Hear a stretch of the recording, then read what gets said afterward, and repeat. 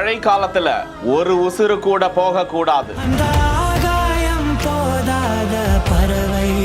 மக்களுக்கு தேவையான முகாம்களையும் அவங்களுக்கு தேவையான உணவுகளும் தயார்படுத்துங்க. கரையோர மக்களை பாதுகாப்பா வையுங்க.